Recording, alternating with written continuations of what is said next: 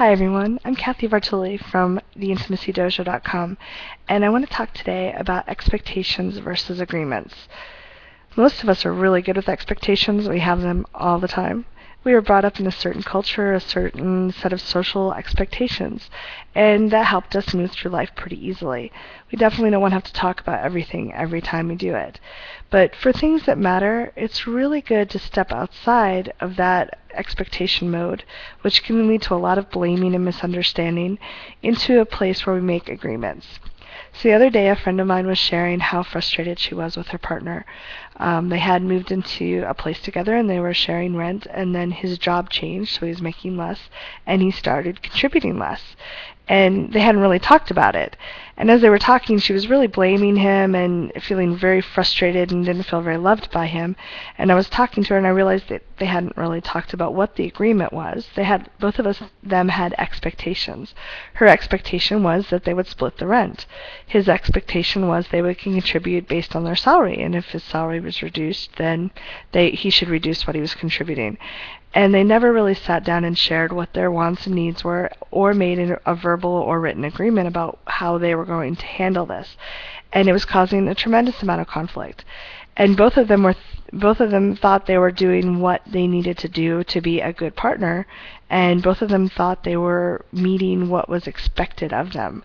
But they grew up in different families. They had different cultural patterning, and part of the problem was my friend was going to her family and blaming and bitching about her partner, which we all do. We all need to let off steam sometimes, and we all get to go to our family or friends and say, oh my God, this person's driving me crazy. There's nothing wrong with that. But they were encouraging her, and because they were looking from the same cultural paradigm, they were saying he was wrong. They weren't actually telling her to go talk with him, and that's what I told her that I thought she should do. And I think that when we talk about these problems openly, rather than just going to someone else to blame and say, look how bad that person is, things start changing for the better, and we start getting more empowerment in our life for everybody.